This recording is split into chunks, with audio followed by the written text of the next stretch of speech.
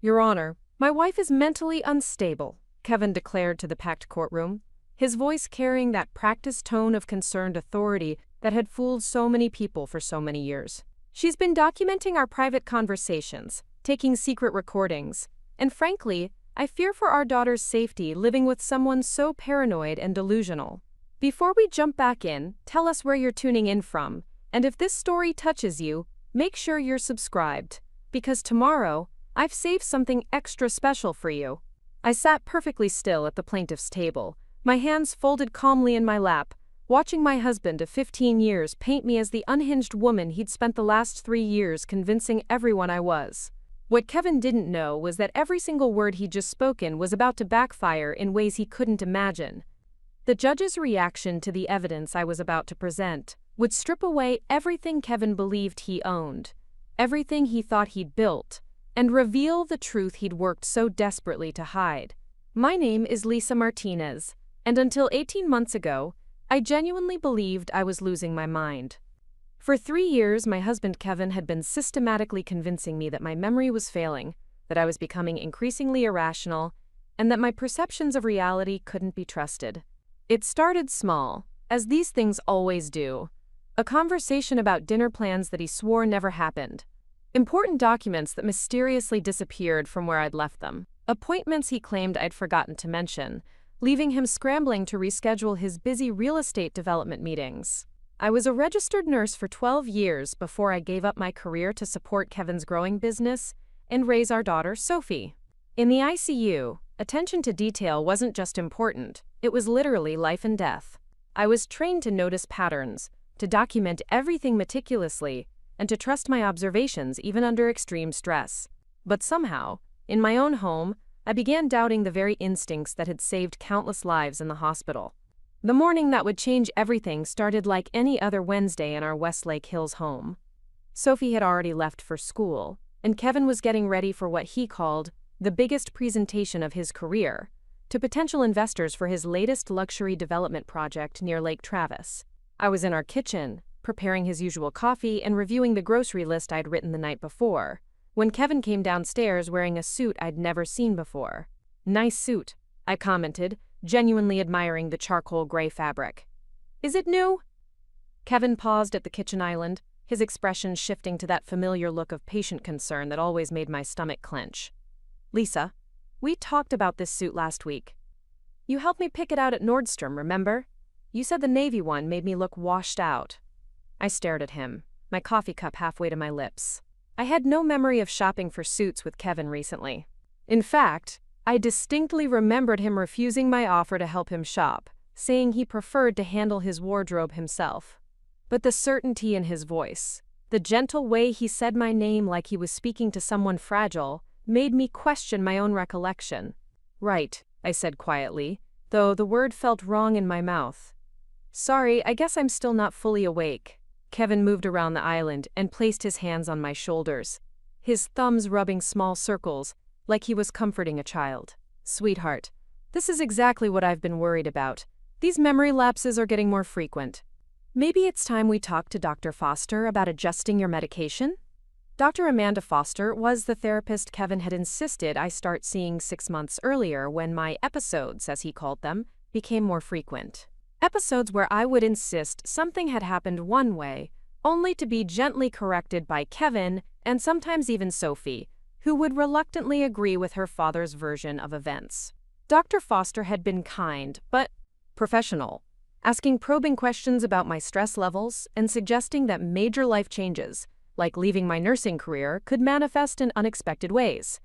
"I don't think it's the medication," I replied, stepping slightly away from Kevin's touch. Something about the way he was looking at me felt wrong, though I couldn't articulate why. "I've been taking it exactly as prescribed." Kevin sighed, the sound heavy with the weight of a man bearing an impossible burden.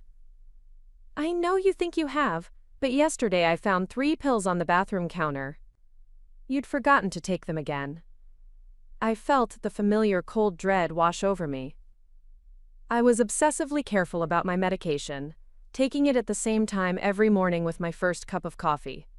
I would have noticed 3 missed pills. But Kevin sounded so certain, so concerned, and he had no reason to lie about something so easily verifiable. "I should get going," Kevin said, checking his expensive watch. "This presentation could set us up for life, Lisa.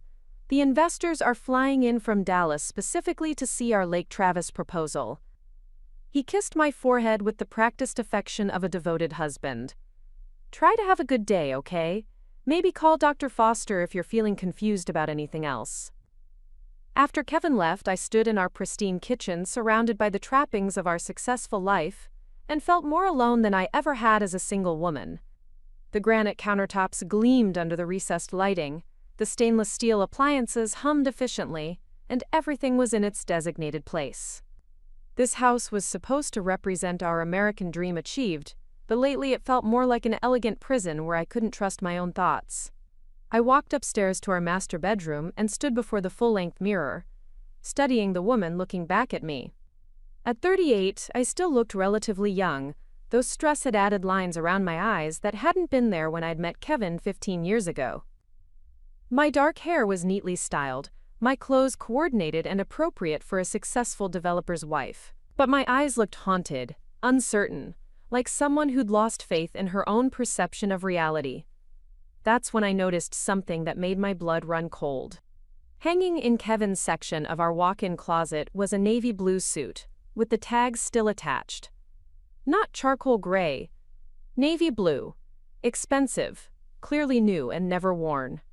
I stood frozen, staring at those tags, my mind racing. If Kevin had bought a navy suit recently, why was he wearing a charcoal gray one this morning, while claiming we'd shopped for it together? Why would he lie about something so trivial and easily disproven?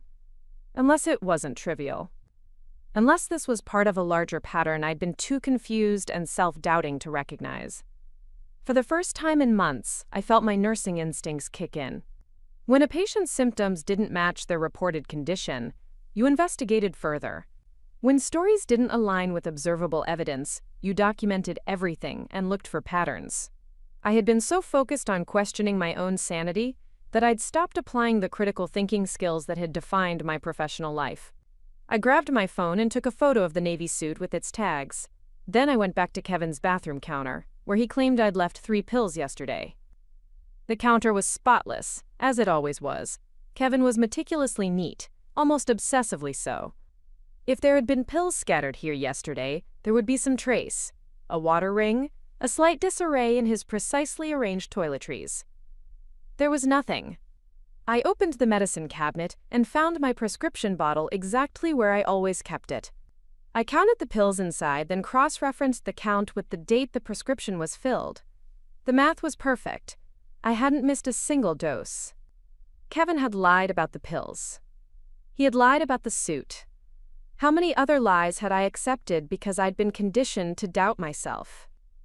I spent the next hour going through our house with new eyes, documenting inconsistencies with my phone camera. The anniversary card Kevin claimed I'd never given him was tucked inside his nightstand drawer, still in the envelope with my handwriting. The restaurant reservation I supposedly forgot to make was confirmed in my email with a timestamp showing I'd booked it 3 weeks in advance. The keys to my car, which Kevin said I'd misplaced in my increasing confusion, were hanging on his keychain in his home office. By noon, I had 17 photos documenting lies Kevin had told me in just the past month. Lies designed to make me question my memory, my judgment, my basic competence. This wasn't mental illness or medication side effects. This was deliberate psychological manipulation. I sat in my home office, surrounded by the evidence of Kevin's deception, and felt something I hadn't experienced in years. Clarity. The fog of self-doubt that had clouded my thinking for so long began to lift, replaced by the sharp focus I remembered from my nursing days. Kevin wasn't trying to help me manage mental health issues, he was creating them. But why? What did Kevin gain by making me believe I was losing my mind? The answer came to me as I remembered a conversation we'd had 6 months ago, right around the time my episodes had intensified. Kevin had been frustrated about a prenuptial agreement his lawyer had recommended for his business partner's protection. If something happened to me, he'd said, or if you ever became incapacitated, the business could be in jeopardy. Maybe we should consider updating our wills and medical directives. At the time, I'd agreed to sign whatever legal documents he thought were necessary. I trusted him completely and had no interest in the complex details of his real estate empire. But now, looking back with clearer eyes, I realized Kevin had been laying groundwork. If I was declared mentally incompetent, he would have complete control over our joint assets, our daughter, and any legal decisions affecting our family. I was still processing this revelation when my phone rang. Dr. Foster's name appeared on the screen. Lisa. Dr. Foster's voice was warm but professional. I hope you don't mind me calling, but I had some concerns after our last session. How are you feeling today? Actually, I said, surprised by how steady my own voice sounded. I'm feeling clearer than I have in months. Dr. Foster, can I ask you something? In your professional opinion, do my symptoms match typical patterns of the conditions Kevin has suggested I might have? There was a pause. Lisa, that's a complex question. Why do you ask? Because I've started documenting some inconsistencies in my daily life, and I'm wondering if my problems might have an external cause rather than an internal one. Another pause, longer this time. Lisa, I'd like to schedule an additional session with you this week. Can you come in tomorrow morning? And Lisa, bring any documentation you've been keeping. I think we need to have a very thorough conversation. After hanging up with Dr. Foster, I made a decision that would change the trajectory of my life. I opened my laptop and began typing a detailed account of everything I'd discovered, complete with timestamps and photo evidence. If Kevin was systematically gaslighting me, then I would systematically document it. I might have given up my nursing career, but I hadn't lost the skills that made me good at it. I was deep in this documentation when I heard Kevin's car in the driveway, 3 hours earlier than usual. I quickly saved my work to a secure cloud account and closed the laptop, arranging myself in the living room with a book, trying to look like the confused, dependent wife he expected to find. Kevin burst through the front door with an energy I hadn't seen in months, his face flushed with excitement. Lisa, the presentation was incredible. The investors are ready to move forward with the full development. We're talking about a $50 million project. That's wonderful, I said, genuinely pleased despite everything. Kevin's success had always been important to our family's security, regardless of his personal failings. You must be thrilled. There's just one small complication. Preparing and narrating this story took us a lot of time, so if you are enjoying it, subscribe to our channel. It means a lot to us. Now back to the story. Kevin continued, loosening his tie as he sat beside me on the couch. The investors want to restructure some of our legal arrangements to protect their investment. Nothing major, just some updates to our estate planning and business documents. I felt ice form in my stomach. What kind of updates? Kevin's expression shifted to that familiar patient concern. Well, given your recent health challenges, they're concerned about having a stable legal framework if your condition worsens. They want to ensure I have clear authority to make decisions for our family and the business without any complications. Kevin, I said carefully, what exactly are you asking me to sign? Just some medical directives and business documents. My lawyer has already reviewed everything. It's really just a formality, but the investors won't move forward without these protections in place. Kevin reached for my hand, his thumb stroking my knuckles in what was supposed to be a reassuring gesture. I know legal documents can be overwhelming when you're not feeling well, so I've arranged for everything to be simplified. You just need to initial a few pages. The manipulation was so smooth, so practiced, that I almost admired its precision. Kevin was using my supposed mental health issues to justify taking legal control of our assets, and he was framing it as protection for me rather than a betrayal of me. If I hadn't discovered his lies this morning, I probably would have signed whatever he put in front of me. I'd like to read through everything carefully before I sign, I said, keeping my voice mild and agreeable. Maybe have Dr. Foster review the medical aspects to make sure I understand them correctly. Kevin's grip on my hand tightened slightly. Sweetheart, that's not really necessary. Dr. Foster isn't a lawyer, and these documents are fairly standard. Besides, the investors need everything finalized by Friday. Then we have plenty of time, I replied. It's only Wednesday. For just a moment, Kevin's mask slipped. I saw a flash of irritation, quickly covered by renewed patience. Lisa, I need you to trust me on this. Your confusion about simple things has been getting worse, and I'm worried that trying to understand complex legal language might be overwhelming for you right now.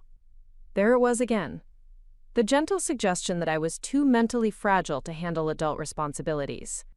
The implication that my concerns were symptoms of illness rather than rational responses to suspicious circumstances. I understand your concern, I said, extracting my hand from his grip, but I'd still like to review everything myself. I'm sure Dr. Foster would agree that being involved in important decisions is probably good for my confidence. Kevin studied my face for a long moment, and I had the unsettling feeling that he was recalibrating his approach. Of course, he said finally. I'll have my lawyer prepare copies for you to review, but Lisa, please don't mention this to anyone else yet. The investors value discretion, and premature disclosure could jeopardize the entire deal. After Kevin went upstairs to change, I sat alone in our living room and realized I was no longer fighting just for my sanity. I was fighting for my freedom, my daughter's future, and possibly my life. Kevin wasn't just gaslighting me. He was preparing to have me declared incompetent so he could control everything I'd brought to our marriage. What Kevin didn't know was that I'd already started fighting back. And unlike him, I had documentation to prove every single thing I was about to claim. That evening, I called my old nursing supervisor from the hospital. Maria Rodriguez had been my mentor when I was a new graduate, and she'd tried repeatedly to convince me not to leave when Kevin's business started taking off. Lisa! Maria's voice was delighted. I was just thinking about you yesterday. How are you doing? Maria, I need some advice, and I need you to keep this conversation confidential for now. I took a deep breath. If someone was trying to make you believe you were mentally unstable, what would be the most effective way to document your actual mental state? The silence stretched long enough that I wondered if the call had dropped. Lisa, Maria said finally, her voice careful, are you in danger? I think I might be, I admitted. Not physical danger, but legal and financial danger. And Maria? I think I've been letting myself be convinced I was sick when I was actually being manipulated. Where are you right now? Are you safe to talk? I looked toward the stairs, where I could hear Kevin on a phone call in his office. For now, yes. Okay. First thing tomorrow, you need to see a doctor independently and get a complete mental health evaluation, someone Kevin doesn't know and hasn't chosen. Second, you need to start documenting everything with timestamps and witnesses when possible. And Lisa, you need to trust your instincts. The Lisa Martinez I knew was one of the sharpest nurses I ever supervised. That person doesn't just disappear. After we hung up, I went to check on Sophie, who was doing homework in her room. My 12-year-old daughter looked up as I knocked on her doorframe, and I was struck by how careful her expression was. When had Sophie learned to guard her words around me? Hey, baby, I said, settling on the edge of her bed. How was school today? It was okay, Sophie said, but her eyes flickered toward the hallway where Kevin's voice was still audible from his office. Sophie, I said gently, can I ask you something? Last week, when Dad said I forgot to pick you up from soccer practice, do you remember exactly what happened?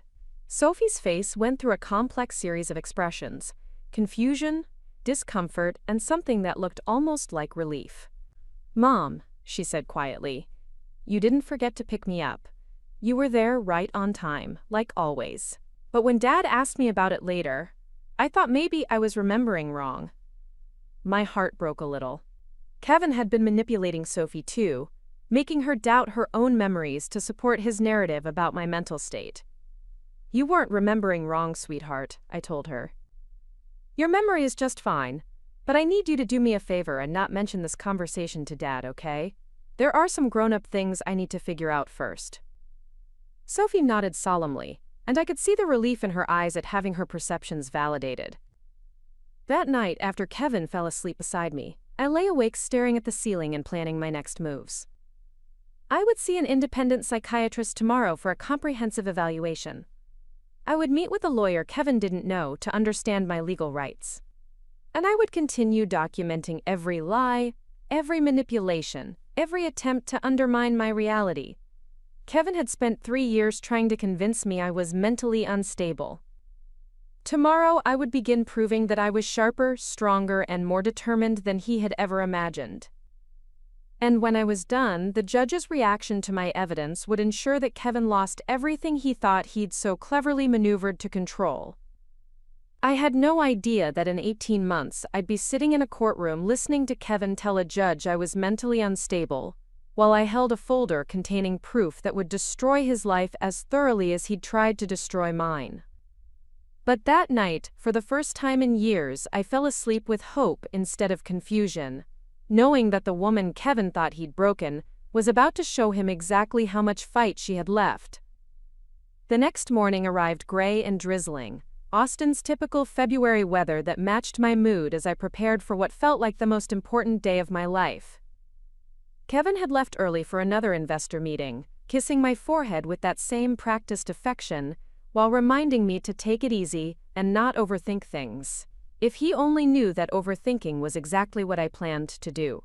My first appointment was with Dr. Patricia Williams, a family attorney whose name I'd found through the Texas State Bar website. I'd specifically chosen someone with no connections to Kevin's business circle, someone who specialized in cases involving psychological manipulation and financial abuse. Her office was in a modest building, near the University of Texas campus, far from the gleaming downtown towers where Kevin conducted his business. Dr. Williams was a woman in her 50s, with graying hair pulled back in a practical bun and eyes that seemed to see everything. Her office was lined with law books and family photos, creating an atmosphere that was both professional and reassuring. She listened without interruption as I explained my situation, occasionally taking notes but mostly watching my face with the intensity of someone trained to spot deception. "Mrs. Martinez," she said when I finished, "what you're describing sounds like a textbook case of psychological abuse designed to establish grounds for incompetency proceedings. Have you seen any legal documents that might support this theory?" "Not yet," I admitted. "Kevin mentioned papers he wants me to sign, but he's been vague about the details.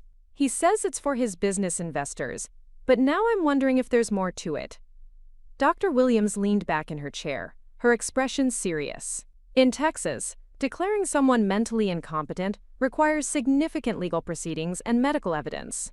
However, if your husband has been systematically documenting what he claims are episodes of confusion or irrational behavior, and if he has medical professionals who support his claims, he could potentially petition for guardianship. The word guardianship hit me like a physical blow. What would that mean? Complete legal control over your finances, medical decisions, and living arrangements. You would essentially become a legal minor under his care. Dr. Williams' voice was gentle but clear. "The good news is that competency challenges require substantial proof, and from our conversation today you demonstrate clear thinking, excellent recall, and sophisticated understanding of complex situations. The bad news is that if he's been planning this for years, he may have already assembled what appears to be compelling evidence." I pulled out my phone and showed her the photos I'd taken yesterday. "What if I have evidence that he's been lying about these episodes?" Dr. Williams examined each image carefully, asking detailed questions about the timeline and context. "This is excellent documentation, Mrs. Martinez. But we need to be strategic about how we use it. If your husband is planning legal action, we need to be prepared with our own case." "What kind of case?" "Divorce proceedings with evidence of psychological abuse and fraud. If we can prove that he's been deliberately manipulating you to gain control of marital assets, any documents you signed under duress could be invalidated." She paused, studying my face. "Mrs. Martinez, what assets are we talking about? What would your husband gain by having you declared incompetent?" This was the question I'd been dreading, because I wasn't entirely sure of the answer. "I don't know the full extent of our finances," I admitted. "Kevin handles all the business matters. I know we have the house, some investment properties, and his development company, but I've never seen detailed financial statements." Dr. Williams made more notes. "We need to get you a complete picture of your marital assets before we proceed. I'm going to refer you to a forensic accountant who specializes in cases like this. In the meantime, I want you to document everything you can remember about your financial contributions to the marriage, any family money or assets you brought to the relationship, and any instances where Kevin might have used your name or signature on business documents." As I drove home from Dr. Williams' office, My mind was racing with memories I'd been too confused to properly examine. When Kevin and I got married 15 years ago, I'd had a modest inheritance from my grandparents, about $80,000 that I'd contributed toward the down payment on our first house. I'd also used my excellent credit and stable nursing income to co-sign for Kevin's initial business loans when banks were reluctant to lend to a new developer with limited collateral. More troubling, I remembered signing numerous documents over the years that Kevin assured me were routine business paperwork or tax documents. I'd trusted him completely and never read anything carefully, assuming that as his wife, his success was our success. Now I wondered what I'd actually been signing. My second appointment was with Dr. Amanda Foster, and this time I approached our session with entirely different expectations. Instead of seeking help for my supposed mental health issues, I was looking for professional validation of my sanity, and possibly an ally in exposing Kevin's manipulation. Dr. Foster's office was in a medical complex near downtown Austin, decorated in soothing blues and greens, with comfortable furniture that invited honest conversation. I'd been seeing her for 6 months, but today felt like our first real meeting. "Lisa," Dr. Foster said as I settled into my usual chair, "you sounded different on the phone yesterday. More focused. How are you feeling?" "Dr. Foster, I need to ask you something, and I need you to be completely honest with me. In your professional opinion, do I show signs of the mental health conditions my husband has suggested I might have?" Dr. Foster was quiet for a long moment, and I could see her choosing her words carefully. "Lisa, I've been troubled by some inconsistencies in your case since we began working together. Your cognitive function, memory, and reasoning abilities all test within normal ranges. Your responses to psychological evaluations don't support diagnoses of dementia, psychosis, or severe depression. Yet you've reported experiencing symptoms that would typically correlate with those conditions. What if I told you that I've discovered evidence that my husband has been lying about situations he's claimed I forgot or misunderstood?" Dr. Foster's expression shifted from professional caution to sharp attention. "Show me." I spent the next hour walking Dr. Foster through my documentation, explaining each instance where Kevin's version of events contradicted physical evidence. She listened intently, occasionally asking questions that demonstrated her growing understanding of the pattern. "Lisa," she said finally, "what you're describing is a form of psychological abuse called gaslighting. It's designed to make victims doubt their own perceptions and memories, often as a way to establish control." She paused, her professional demeanor giving way to something more personal. "I have to tell you, I've been concerned about your case because your reported symptoms were inconsistent with my observations of your mental state. This explains a great deal. Would you be willing to testify to that if necessary?" "Absolutely. In fact, I'm ethically obligated to report suspected psychological abuse." Dr. Foster was already reaching for her files. "Lisa, I want to conduct a comprehensive psychological evaluation today. With your permission. We'll document your actual mental state with standardized tests and formal assessments. If legal proceedings become necessary, this evaluation could be crucial evidence." The evaluation took 3 hours and covered everything from memory tests to psychological assessments to cognitive function measures. By the end, I was mentally exhausted but oddly exhilarated. For the first time in years, I was being evaluated by someone who believed my perceptions were valid. "Lisa," Dr. Foster said as we concluded, "your test results show cognitive function in the superior range, excellent memory, and no indicators of mental illness or incompetency. You're one of the psychologically healthiest people I've evaluated in months." I actually laughed, a sound that surprised us both. 6 months ago, I was convinced I was losing my mind. 6 months ago, someone was working very hard to convince you of that, Dr. Foster replied grimly. "The question now is what we do with this information." That evening, Kevin returned home with a briefcase full of documents and an expression of barely contained excitement. He'd been making phone calls all afternoon, and I'd heard fragments of conversation about finalizing arrangements and securing the Mage future. "Lisa, sweetheart," he said, settling beside me on the couch with the briefcase balanced on his knees. "I have the documents I mentioned yesterday. My lawyer has simplified everything so you won't be overwhelmed by legal language." He opened the briefcase and removed a stack of papers that looked far more complex than anything that could be called simplified. "These are just updates to our estate planning and some business restructuring documents." The investors require certain protections, and frankly, given your recent health challenges, I think it's wise to have clear legal frameworks in place. I accepted the papers and began reading carefully, using every skill I'd developed as a nurse for interpreting complex medical documents. What I found made my blood run cold. The first document was a durable power of attorney that would give Kevin complete control over my financial and legal affairs, effective immediately upon my signature. The language was broad enough to allow him to sell property, access accounts, and make investment decisions without my input or consent. The second document was a medical power of attorney that would give Kevin authority over all my healthcare decisions, including the ability to commit me to psychiatric treatment against my will. The third document was something called a competency agreement that acknowledged my ongoing mental health challenges and my voluntary surrender of certain legal responsibilities to ensure family stability. Kevin, I said, keeping my voice steady, this power of attorney is quite broad. It would give you control over all our assets, wouldn't it? Kevin's expression shifted to that familiar patient concern.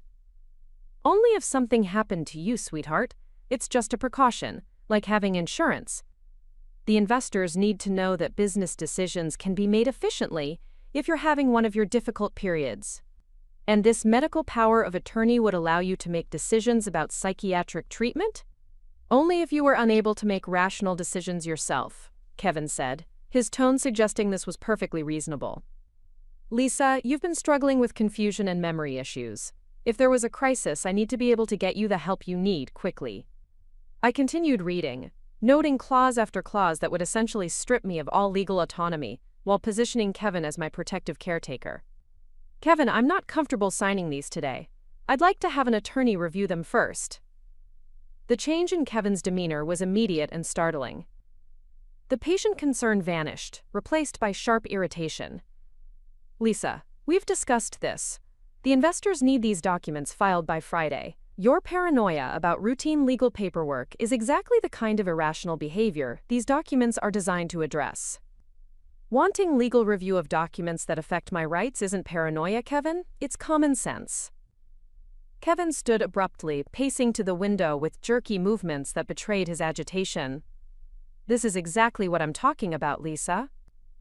6 months ago, you would have trusted me to handle these details. Now you're questioning everything, seeing conspiracies where none exist. Do you understand how exhausting it is to live with someone who treats every normal business decision like a personal attack? The manipulation was so practiced, so smooth, that I almost felt myself wavering. But then I remembered Dr. Foster's evaluation, Dr. Williams' warnings, and the evidence I'd documented of Kevin's lies. I'm not questioning your business decisions, Kevin. I'm exercising my right to understand legal documents before I sign them. If the investors really need these by Friday, then we have time for proper review. Kevin turned from the window, and for a moment his mask slipped completely. I saw cold calculation in his eyes, fury at my unexpected resistance, and something that looked almost like fear. Fine, he said, through gritted teeth. Have them reviewed. But Lisa, if this paranoid behavior costs us this opportunity, if your mental health issues sabotage our family's future, there will be consequences. The threat was barely veiled, and it crystallized something I'd been avoiding acknowledging. Kevin wasn't just trying to control me, he was threatening me. And if he was threatening me, then I was in far more danger than I'd realized.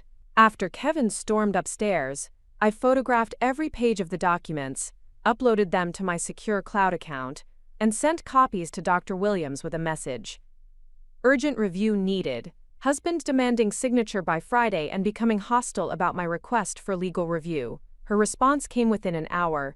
Do not sign anything.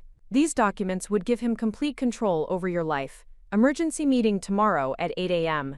That night, I lay awake listening to Kevin's breathing beside me and realized I was sharing a bed with someone who had been systematically plotting to steal my autonomy for years. The man I'd married, the father of my daughter, had been implementing a long-term plan to have me declared mentally incompetent so he could control whatever assets I'd contributed to our marriage. But what really kept me awake was a growing suspicion that Kevin's plan was more advanced than I'd realized. If he was pressuring me to sign these documents now, with investor meetings and business deals as justification, then something had accelerated his timeline. Something had made it urgent for him to gain legal control over me immediately. The next morning, I met Dr. Williams at her office before Kevin woke up, bringing printed copies of all the documents he'd presented. She reviewed them with the forensic accountant she'd recommended, a sharp-eyed woman named Patricia Chen, who specialized in financial fraud cases. "Mrs. Martinez," Dr. Chen said after examining the papers, "these documents would give your husband access to everything you own, including assets he might not currently control. Do you have any investments, inheritance, or property that's solely in your name?" "I don't think so," I said, then stopped. "Actually, I'm not sure. Kevin has always handled our finances, and I've never seen comprehensive statements." Dr. Williams and Dr. Chen exchanged a look that made my stomach clench. "Mrs. Martinez," Dr. Williams said gently, "we need to run a complete asset search. If your husband is this eager to gain control over your legal rights, there may be assets you're not aware of that are currently protected under your name." The asset search took most of the day and revealed information that left me speechless. My inheritance from my grandparents hadn't just been used for our first house down payment. It had been invested in a trust that had grown to over $400,000. My name was on the deed to 2 rental properties Kevin claimed to own outright. I was listed as a 50% owner of Martinez Development Group, Kevin's company, despite having no memory of signing ownership documents. Most shocking of all, there was a life insurance policy on me worth $2 million, taken out just 18 months ago, right around the time my supposed mental health episodes had begun. "Mrs. Martinez," Dr. Chen said as she reviewed the final reports, "your husband has been using your assets and credit to build his business empire while maintaining legal structures that keep you as a primary owner or beneficiary. If he gained guardianship over you, he would control everything, including the life insurance policy."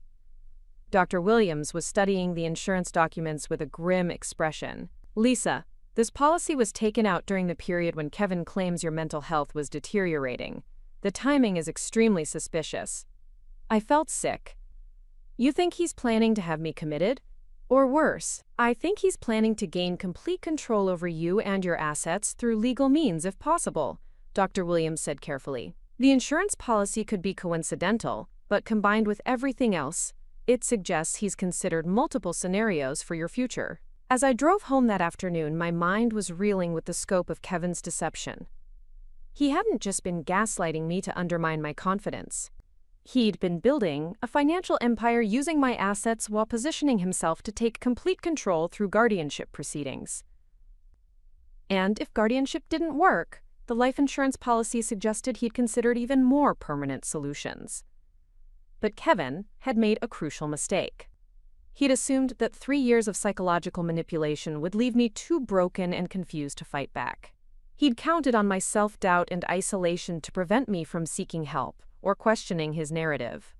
What he hadn't anticipated was that my nursing background had given me skills he couldn't break: the ability to observe patterns, document evidence, and think critically under pressure. He'd also underestimated my capacity for strategic thinking when properly motivated. That evening, Kevin came home with flowers and wine, his mood apparently improved from his hostility the night before. "I'm sorry about yesterday," he said, kissing my cheek as he handed me the bouquet. "I know the legal documents are stressful. Maybe we could talk about them over dinner?" I accepted the flowers with a smile that felt foreign on my face. "That would be nice. I've been thinking about what you said, and I want to understand how these documents protect our family." Kevin's relief was visible. "I knew you'd see reason once you had time to process everything. You've always been so smart, Lisa. These episodes don't change that." As Kevin opened the wine and began explaining why the documents were necessary for our financial security, I nodded and asked thoughtful questions while secretly recording everything on my phone. Every word he spoke was being documented, every lie preserved as evidence. Kevin thought he was convincing his confused, mentally unstable wife to sign away her rights. In reality, he was providing testimony that would be used against him in court. Because what Kevin still didn't understand was that the mentally unstable woman he'd spent 3 years creating no longer existed. In her place was someone far more dangerous to his plans, a woman who remembered exactly who she used to be. The following week became a masterclass in covert investigation. While Kevin believed I was finally coming around to signing his documents, I was actually building the most comprehensive case of fraud and psychological abuse that Dr. Williams had ever seen. Every morning after Kevin left for work, I transformed from the confused, dependent wife he expected into someone I barely recognized, a woman with a mission and the skills to accomplish it. My first breakthrough came when I decided to visit Kevin's office unannounced. Martinez Development Group occupied the entire 15th floor of a downtown Austin high-rise, with Kevin's corner office offering panoramic views of the city he claimed to be conquering. His assistant, Jennifer, had always been friendly during my rare visits, but today I approached her with a specific purpose. "Hi, Jennifer," I said, carrying a small gift bag with Kevin's forgotten lunch inside.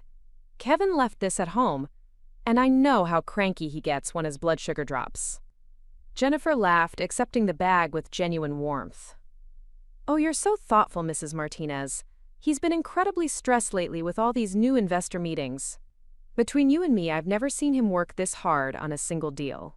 I settled into one of the chairs facing her desk, projecting the casual chattiness Kevin always said made me seem scattered. "He mentioned something about restructuring documents for the investors. It sounds so complicated." "Oh my goodness, yes," Jennifer replied, lowering her voice conspiratorially. "The lawyers have been here almost every day for the past month, and that forensic accountant Kevin hired has been going through everything with a fine-tooth comb." My blood chilled. Forensic accountant? Some woman from Dallas.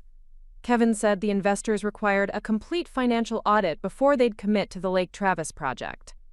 Jennifer glanced around to make sure we weren't overheard. "Honestly, between you and me, I think Kevin's been stressed because they're looking into personal finances too, not just business accounts."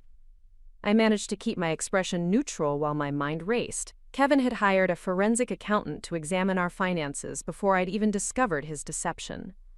He'd been preparing for this move far longer than I'd realized. "Well, I should let you get back to work," I said, standing with what I hoped looked like casual disinterest. "Oh, and Jennifer, Kevin mentioned you might need to work late this week preparing documents. I was going to surprise him with dinner reservations Friday night, but maybe I should wait until this big deal is finished?" Jennifer checked her computer screen. "Actually, Friday should be perfect. Kevin's calendar is completely clear after 2 p.m. He's been saying he wanted to spend more time with you and Sophie once this project wraps up." As I rode the elevator down from Kevin's office, I processed what Jennifer had unknowingly revealed. Kevin had cleared his Friday afternoon, which happened to be his deadline for my signature on those documents. He'd hired a forensic accountant to examine our personal finances, and he'd been planning this investor deal for at least a month, which meant his timeline wasn't being driven by external pressure but by his own strategic planning. My next stop was the Travis County Clerk's office, where I requested copies of all documents filed under both Kevin's name and mine. What I discovered there painted an even more disturbing picture of systematic deception. Over the past 2 years, Kevin had filed numerous business documents listing me as a partner or co-owner, apparently using my signature from other contexts. My name appeared on property transfers, business licenses, and loan applications I'd never seen. Most troubling, there were several documents dated from periods when Kevin claimed I was having severe memory episodes, yet my signature appeared normal and confident on each page. The clerk, a middle-aged woman named Susan, noticed my confusion as I reviewed the files. "Is everything all right, honey? You look like you've seen a ghost." "I'm having trouble remembering signing some of these documents," I said carefully. "Is there any way to verify when they were actually signed?" Susan examined several of the papers with professional interest. "Well, some of these have notary stamps with dates and times. And this one here has a witness signature. If you're concerned about forgery, you might want to have a handwriting expert examine them." I photographed every document, noting inconsistencies in notary stamps and witness signatures. Several documents showed the same witness signature despite being filed months apart, and one notary stamp appeared to have been altered. Kevin hadn't just been manipulating me psychologically. He'd been committing document fraud to establish legal ownership of assets I didn't even know we possessed. That afternoon, I met with Dr. Williams and Dr. Chen to review my findings. Dr. Chen's expression grew increasingly grim as she examined the county records. Mrs. Martinez, what you've uncovered suggests a sophisticated financial fraud scheme, Dr. Chen said. Your husband has been using your legal identity to establish business entities and acquire assets, while simultaneously building a case for your mental incompetency. It's actually quite clever from a criminal perspective. Dr. Williams was studying the notary stamps through a magnifying glass.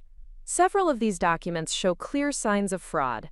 The notary dates don't match the filing dates, and these witness signatures are obviously forged. We need to contact the district attorney's office. What does that mean? I asked, though I was beginning to understand the scope of what Kevin had been planning. It means your husband has been committing multiple felonies, Dr. Williams replied. Document fraud, identity theft, possibly money laundering through shell companies established in your name. This goes far beyond psychological abuse or even civil fraud. We're looking at serious criminal activity. Dr. Chen had been running calculations on her laptop while we talked.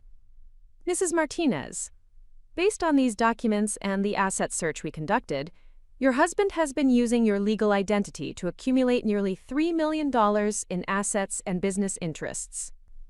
If he succeeded in having you declared incompetent, he would gain control of everything, while you would be powerless to challenge his actions. The magnitude of Kevin's betrayal was staggering. This wasn't just a husband trying to control his wife. This was a criminal enterprise built on stolen identity and psychological abuse. I thought about Sophie, about the years of confusion and self-doubt, about the careful way Kevin had isolated me from friends and professional networks. Every piece of his behavior now made horrible sense. What do we do now? I asked. We build an airtight case, Dr. Williams said. But we need more evidence of his psychological manipulation, and we need to understand his timeline. If he's planning to file incompetency proceedings soon, we need to be ready with criminal charges that will stop him cold. That evening, I returned home with a new appreciation for the danger I was facing. Kevin wasn't just emotionally abusive. He was a criminal who had spent years building an elaborate scheme to steal my identity and assets. The life insurance policy suddenly took on an even more sinister meaning. Kevin was in his home office when I arrived, speaking on the phone in low, urgent tones. I caught fragments of conversation about finalizing everything by Friday and making sure there are no complications. When he saw me, he quickly ended the call and greeted me with his usual performance of concerned affection. "How was your day, sweetheart?" he asked, kissing my forehead while his eyes searched my face for signs of suspicion. "Quiet," I replied. "I spent some time thinking about those documents you want me to sign. I have a few questions, but nothing major." Kevin's relief was visible. "I'm glad you're feeling more comfortable with everything. What questions can I answer?" I pulled out a notebook where I'd written several innocuous-sounding questions designed to get Kevin to elaborate on his plans. "Well, this power of attorney document is quite comprehensive. Would it allow you to make decisions about my medical treatment, even if I disagreed with your choices?" "Only if you were unable to make rational decisions yourself," Kevin replied smoothly. "Lisa, you've been having episodes where you don't remember conversations or events. If your condition worsened to the point where you couldn't understand treatment options, I would need legal authority to get you the help you need. What kind of treatment are you thinking about?" Kevin's pause was almost imperceptible, but I caught it. "Well, that would depend on what medical professionals recommended. Possibly residential treatment, if your memory issues became severe enough to pose a safety risk. Residential treatment." Kevin was already planning to have me committed to a psychiatric facility, where I would be completely under his control and unable to challenge his legal maneuvering. "And this business restructuring document," I continued, consulting my notes. "It mentions transferring certain assets to ensure operational continuity. What assets specifically?" "Just some of the properties and business interests that are currently in both our names," Kevin said. "The investors want clean title structures without any potential complications from personal issues." "Personal issues?" Kevin's expression shifted to that familiar patient concern. "Lisa, if your condition deteriorated to the point where you couldn't participate in business decisions, Having everything tied up in joint ownership could paralyze the company. This just ensures that important decisions can be made efficiently. What Kevin was describing was the systematic theft of everything I owned, justified by a mental health condition he'd manufactured through years of psychological abuse. But I nodded thoughtfully, as if his explanation was helping me understand rather than horrifying me. "That makes sense," I said. "I suppose I'm just nervous about such major changes." "I understand completely," Kevin replied, moving closer and taking my hands in his. "But Lisa, I need you to trust me on this. These documents protect our family's future, and the investors won't move forward without them. If we miss this opportunity because of paperwork delays, it could destroy everything we've built together." The manipulation was flawless, combining emotional appeals with veiled threats and time pressure. If I hadn't already understood Kevin's true nature, I probably would have signed everything just to ease the tension. "Okay," I said softly. "I'll sign them tomorrow." Kevin's smile was radiant with triumph. "Thank you, sweetheart. I know this has been stressful, but you're doing the right thing for our family." That night, while Kevin slept beside me, I activated the recording app on my phone and placed it carefully on my nightstand. I'd been documenting our conversations for weeks, but tonight felt especially important. Kevin often talked in his sleep when he was stressed, and I had a feeling his subconscious might reveal information his waking mind kept hidden. I was right. Around 2 a.m., Kevin began mumbling in his sleep, fragments of conversations and concerns spilling out in disjointed sentences. Most of it was unintelligible, but I caught several phrases that made my blood run cold. "She'll never figure it out," "residential facility by summer," and most chilling of all, "insurance payout solves everything." I lay awake for the rest of the night, staring at the ceiling and processing the implications. Kevin wasn't just planning to have me committed. He was planning for me to die in that facility, whether through neglect, medication complications, or more direct means. The life insurance policy wasn't just financial protection, it was his exit strategy. The next morning, I called Dr. Williams as soon as Kevin left for work. "We need to accelerate our timeline," I told her. "I think Kevin is planning to have me committed this week, and I don't think he expects me to survive the experience." Dr. Williams' response was immediate. "Come to my office now. We're filing criminal charges today." The district attorney's office was an imposing concrete building downtown, all sharp angles and government efficiency. Dr. Williams had arranged for us to meet with ADA Sarah Chen, a prosecutor who specialized in financial crimes and domestic abuse cases. Ada Chen was a small woman with steel in her spine and eyes that missed nothing. "Mrs. Martinez," Ada Chen said after reviewing our evidence, "what you've documented is one of the most sophisticated cases of psychological abuse and financial fraud I've encountered. Your husband has essentially been conducting a years-long criminal enterprise using your identity." She spread the documents across her conference table, pointing to patterns of fraud and manipulation that painted a comprehensive picture of Kevin's scheme. Document forgery, identity theft, financial fraud, psychological abuse designed to facilitate legal kidnapping through false incompetency proceedings, and potentially conspiracy to commit murder given the life insurance policy and his comments about residential facilities. "What happens now?" I asked. "We arrest him," Ada Chen said simply, "but we need to do this carefully. If your husband suspects we're onto him, he might accelerate his timeline or take desperate action. I want you to go through with signing those documents today, but we'll have undercover officers monitoring everything. The moment he files those papers or takes any action to have you committed, we'll have him." Dr. Williams looked concerned. "Is it safe for Lisa to remain in that house?" "We'll have surveillance on the property starting immediately," Ada Chen assured her. "Mrs. Martinez, you're going to help us catch your husband in the act of attempting to steal your life. Are you prepared for that?" I thought about Sophie, about the years of confusion and self-doubt, about all the other women Kevin might target if he wasn't stopped. "I'm ready." The plan was elegantly simple. I would sign Kevin's documents as promised, but Dr. Williams would file a preemptive motion declaring them fraudulent and obtained under duress. The moment Kevin tried to use those documents to initiate guardianship proceedings or commit me to a psychiatric facility, he would be arrested for multiple felonies.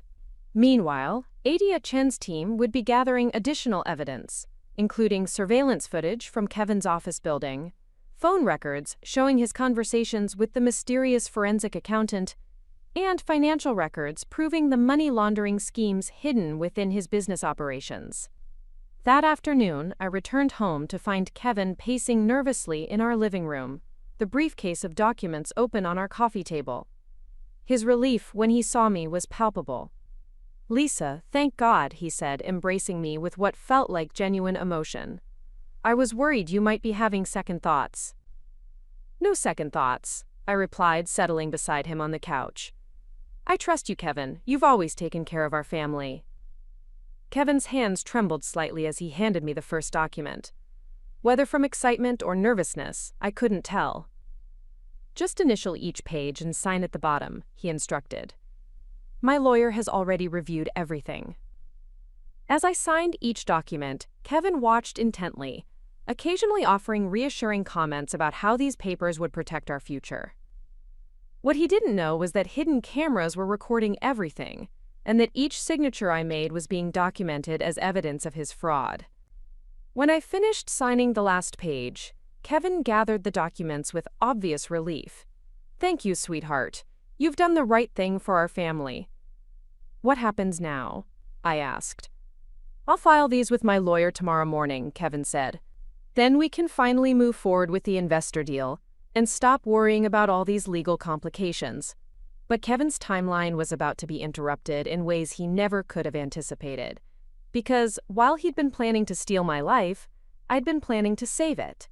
And tomorrow morning, when he tried to file those fraudulent documents, he would discover that the mentally unstable woman he thought he'd been manipulating had been 3 steps ahead of him all along. As Kevin celebrated his apparent victory with an expensive bottle of wine, I smiled and played the grateful wife while mentally counting down the hours until his arrest. The man who had spent 3 years convincing me I was losing my mind was about to discover that I'd never been more clear-headed in my life. Friday morning arrived with the kind of crisp February sunshine that made Austin feel full of possibilities. Kevin woke early, humming while he showered and dressed in his most expensive suit. He was practically vibrating with anticipation, as he prepared for what he believed would be the day he finally gained complete control over my life and assets. "Big day today," he said, kissing my forehead as he gathered the briefcase containing my signed documents. "By this afternoon, everything will be settled and we can move forward with our future." I smiled from our bed, playing the role of the trusting wife one final time. "I'm proud of you, Kevin. You've worked so hard for this opportunity." Kevin's expression softened with what looked like genuine affection, and for a moment I glimpsed the man I'd married 15 years ago. "We've worked hard, Lisa. This success belongs to both of us." The irony of his words wasn't lost on me. Kevin was finally acknowledging my contributions to our marriage, just hours before he planned to steal everything I'd helped build. After Kevin left, I had 45 minutes before I needed to be at the courthouse for our scheduled hearing. Adia Chen had moved with impressive speed, obtaining emergency orders and assembling a prosecutorial team that would present our case to Judge Patricia Morrison, a family court judge known for her sharp intellect and intolerance for manipulation. I dressed carefully in a navy blue dress that conveyed competence without ostentation, styling my hair in a simple bun that suggested professionalism. Every detail mattered today. Kevin had spent 3 years painting me as mentally unstable and increasingly incompetent. My appearance needed to contradict his narrative before I even spoke. Dr. Williams met me at the courthouse entrance, along with Dr. Foster and Dr. Chen, who would serve as expert witnesses. "How are you feeling?" Dr. Williams asked as we walked through security. "Nervous," I admitted, "but ready. Kevin has no idea what's about to happen, does he?" "None whatsoever," Dr. Williams confirmed. "He's probably at his lawyer's office right now, attempting to file guardianship papers that will trigger his arrest warrant the moment he presents them." The courtroom was smaller than I'd expected, with wooden benches that could seat perhaps 50 people and tall windows that let in streams of morning light. Judge Morrison was already at her bench, reviewing files while her bailiff organized exhibits. She was a woman in her 60s with silver hair and the kind of commanding presence that came from decades of untangling complex family disputes. At precisely 9 a.m., the doors opened and Kevin entered with his attorney, a silver-haired man named Robert Harrison, who specialized in estate planning and probate law. Kevin's confidence was evident in his posture, his stride, his satisfied smile as he spotted me at the plaintiff's table. He probably thought I was there to support his guardianship petition. Kevin's expression shifted to confusion when he saw Dr. Williams, Dr. Foster, and Dr. Chen seated beside me, each with thick folders of documents. The confusion deepened when he noticed Adia Chen conferring with Judge Morrison, and when he saw the court reporter and stenographer preparing to document every word of our proceeding. "What's going on?" Kevin whispered urgently to his attorney, who looked equally perplexed. Judge Morrison called the court to order, her voice carrying the authority of someone accustomed to controlling chaotic situations. "This is an emergency hearing in the matter of Martinez versus Martinez, case number 2024 FC 8847. We're here today to address allegations of psychological abuse, financial fraud, and attempted guardianship fraud." Kevin's face went pale. "Your Honor," his attorney interjected, "we're here to file guardianship papers for Mrs. Martinez, who has been experiencing severe mental health issues. We weren't notified of any counter-allegations." "Mr. Harrison," Judge Morrison replied coolly, "your client won't be filing anything today. In fact, as of 30 minutes ago, your client is under arrest for multiple felonies related to the very guardianship you were planning to request." The words hit Kevin like a physical blow. He spun around to look at me, his face cycling through disbelief, anger, and something that might have been admiration. "Lisa," he said quietly, "what have you done?" Judge Morrison's gavel silenced any further conversation. "Mr. Martinez, you are not to address the plaintiff directly. Adia Chen, please present your case." Adia Chen rose with the controlled energy of a prosecutor who knew she had an airtight case. "Your Honor, what we're presenting today is one of the most sophisticated cases of psychological abuse and financial fraud this court has ever seen. The defendant, Kevin Martinez, has spent 3 years systematically convincing his wife that she was mentally unstable while simultaneously using her identity to commit multiple felonies. She approached the bench with a thick folder of evidence. The defendant hired forensic accountants to examine assets that legally belonged to his wife, forged her signature on numerous business documents, established shell companies using her identity, and took out a $2 million life insurance policy while building a case for her mental incompetency.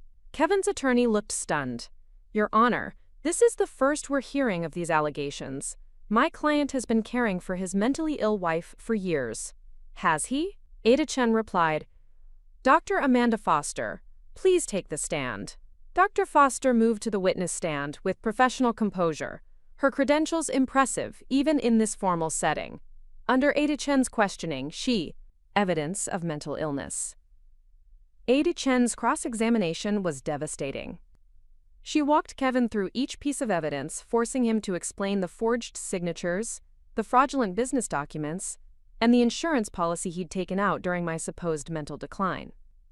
"Mr. Martinez," Adia Chen said, holding up a property transfer document, "can you explain why your wife's signature appears on this document dated last June, when you testified that she was experiencing severe memory problems during that period?" Kevin's pause was telling. "She has good days and bad days. That must have been a good day. Yet you didn't think her mental state was stable enough to read the document before signing it?" "I was protecting her from stress. By having her sign legal documents without reading them?" Kevin's answers became increasingly defensive and contradictory. Adia Chen methodically dismantled his credibility, using his own words against him, and exposing the calculated nature of his scheme. The most damaging moment came when Adia Chen played the recording I'd made of Kevin talking in his sleep. His unconscious references to residential facilities and insurance payouts filled the courtroom, and I watched his face crumble as he realized how thoroughly he'd been caught. "Mr. Martinez," Adia Chen said after the recording ended, "can you explain these references to your wife's death and insurance payouts?" "I don't remember saying those things," Kevin replied weakly. "Are you claiming you were mentally unstable when you made these statements?" The irony of the question wasn't lost on anyone in the courtroom. Kevin was being forced to either admit to planning my death or claim mental instability himself. Judge Morrison called a brief recess to review the evidence, and during those 30 minutes, I watched Kevin's world completely unravel. His attorney was making urgent phone calls, probably trying to arrange bail for the criminal charges that were coming. Kevin himself sat alone at the defendant's table, staring at the documents that proved his guilt. When court reconvened, Judge Morrison's ruling was swift and comprehensive. "Mr. Martinez," she began, "the evidence presented today demonstrates a pattern of psychological abuse, financial fraud, and criminal conspiracy that this court finds deeply disturbing. The guardianship petition you intended to file is hereby denied and declared fraudulent," she continued, her voice growing stern. "Furthermore, this court finds that you have systematically abused your wife's trust, forged her signature on numerous legal documents, and used her identity to commit felonies. Your attempts to have Mrs. Martinez declared mentally incompetent appear to be motivated entirely by criminal intent." Kevin's shoulders sagged as Judge Morrison continued. "Effective immediately, you are prohibited from accessing any accounts, properties, or business entities that belong to Mrs. Martinez. The court is also granting Mrs. Martinez exclusive use of the family home and primary custody of your minor daughter." But Judge Morrison wasn't finished. "Mr. Martinez, your behavior represents one of the most calculated cases of psychological abuse this court has encountered. You didn't just steal money, you attempted to steal your wife's sanity, her autonomy, and ultimately her life. This court has no tolerance for such manipulation." The criminal charges were read aloud: multiple counts of forgery, identity theft, financial fraud, conspiracy to commit kidnapping through false imprisonment, and conspiracy to commit murder. Kevin's bail was set at $500,000, with strict conditions prohibiting any contact with me or Sophie. As the bailiff moved to escort Kevin from the courtroom, he turned to look at me one final time. "Lisa," he said quietly, "I underestimated you." "Yes," I replied, my voice steady and clear. "You did." Judge Morrison's final words echoed in the suddenly quiet courtroom. "Mrs. Martinez, this court recognizes your courage in exposing this abuse and your strength in reclaiming your life. You are clearly a woman of exceptional mental competence and methodically destroyed Kevin's narrative about my mental health. Mrs. Martinez demonstrates cognitive function in the superior range," Dr. Foster testified. "Her memory, reasoning abilities, and psychological profile all fall within completely normal parameters. In fact, she's one of the most psychologically healthy individuals I've evaluated in recent months." "But she was referred to you for memory problems and confusion, correct?" Ada Chen asked. "She was referred by her husband, who claimed she was experiencing episodes of disorientation and memory loss. However, every incident she reported could be explained by external manipulation rather than internal dysfunction. What Mrs. Martinez was experiencing was gaslighting, not mental illness." Kevin's attorney attempted to cross-examine Dr. Foster, but her testimony was unshakable. She had documentation of every session, formal psychological evaluations, and expert opinions that completely contradicted Kevin's claims about my mental state. Dr. Chen testified next, presenting the financial evidence we'd uncovered. "The defendant has been using Mrs. Martinez's identity to establish business entities worth nearly $3 million, she explained to the court. He forged her signature on property transfers, business licenses, and loan applications, while simultaneously building a case that she was too mentally incompetent to manage her own affairs." Judge Morrison examined each document carefully, her expression growing increasingly stern. "Dr. Chen, in your professional opinion, could these financial maneuvers have been accomplished without sophisticated planning?" "Absolutely not, Your Honor. This level of identity fraud requires extensive preparation and criminal intent. The defendant has been implementing this scheme for at least 2 years. When it was time for me to testify, I approached the witness stand with steady steps and clear eyes. Kevin watched my every movement, perhaps finally seeing me as I truly was, rather than the broken woman he'd tried to create. Under Dr. Williams' questioning, I presented my evidence chronologically, starting with the small inconsistencies I'd noticed, and building to the comprehensive case of fraud and abuse we'd uncovered. I showed the court photographs of Kevin's lies, audio recordings of his manipulation, and documentation of every instance where he'd undermined my reality. "Mrs. Martinez," Dr. Williams asked, "when you discovered evidence that your husband had been lying about routine events, how did that affect your perception of your own mental health?" "It was like waking up from a 3-year nightmare," I replied. I'd been convinced I was losing my mind, but suddenly I realized my mind was fine. It was my environment that was toxic. "And how did you feel when you discovered the extent of your husband's financial fraud?" "Betrayed, certainly, but also determined to ensure he couldn't do this to anyone else. Kevin didn't just steal money. He stole years of my life by making me doubt my own sanity." Kevin's attorney cross-examined me aggressively, trying to paint me as a vindictive wife seeking revenge through false accusations. But my testimony was calm, detailed, and supported by overwhelming evidence. Every question he asked gave me another opportunity to demonstrate the mental clarity and competence that Kevin had claimed I lacked. When Kevin finally took the stand in his own defense, the transformation in his demeanor was striking. Gone was the confident businessman who'd entered the courtroom. In his place was a man who clearly understood that his carefully constructed scheme was collapsing around him. "Your Honor," Kevin began, his voice lacking its usual authority, "my wife is mentally unstable. She's been documenting our private conversations, taking secret recordings, and frankly, I fear for our daughter's safety living with someone so paranoid and delusional." The words hung in the air like an accusation, but Judge Morrison's expression suggested she was unimpressed by Kevin's characterization of my investigative work as emotional resilience. As Kevin was led away in handcuffs, I felt a weight lift from my shoulders that I'd been carrying for 3 years. The man who had tried to convince the world I was mentally unstable had just been exposed as a criminal whose elaborate scheme had been unraveled by the very woman he'd underestimated. Walking out of that courthouse, surrounded by the legal team that had helped me reclaim my life, I realized that Kevin's greatest mistake hadn't been underestimating my intelligence or my investigative skills.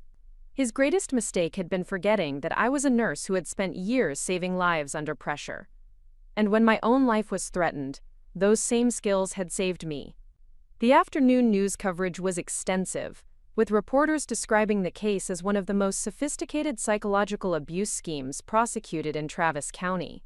Kevin's business empire was already crumbling as investors learned about his criminal activities, and several of his business partners were distancing themselves from Martinez Development Group. But for me, the most important victory wasn't financial or legal. It was the moment Sophie hugged me after school and said, "Mom, I always knew you weren't crazy. I'm glad everyone else knows it now, too." Kevin had spent 3 years trying to destroy my mind, my confidence, and my life. Instead, he'd made me stronger, smarter, and more determined than I'd ever been. And now, finally, I was free to show the world exactly who Lisa Martinez really was. Part 5. 6 months after Kevin's conviction, I stood in the executive conference room of what was now Martinez Foster Healthcare Solutions, looking out at the Austin skyline through floor-to-ceiling windows that reflected a woman I barely recognized. The transformation wasn't just in my appearance, though the confidence in my posture and the clarity in my eyes would have been impossible for Kevin to manipulate. The real change was deeper, fundamental, as if 3 years of imposed confusion had been replaced by an unshakable certainty about who I was and what I was capable of achieving. The business Kevin had built using my stolen identity had collapsed within weeks of his arrest. Investors fled, partners dissolved their agreements, and the Lake Travis development project that was supposed to secure our future became the subject of multiple lawsuits. But from those ashes, something remarkable had emerged. Dr. Amanda Foster and I had formed a partnership that combined my healthcare background with her mental health expertise, creating a company that provided psychological support services for abuse survivors, while also consulting with legal teams on cases involving psychological manipulation.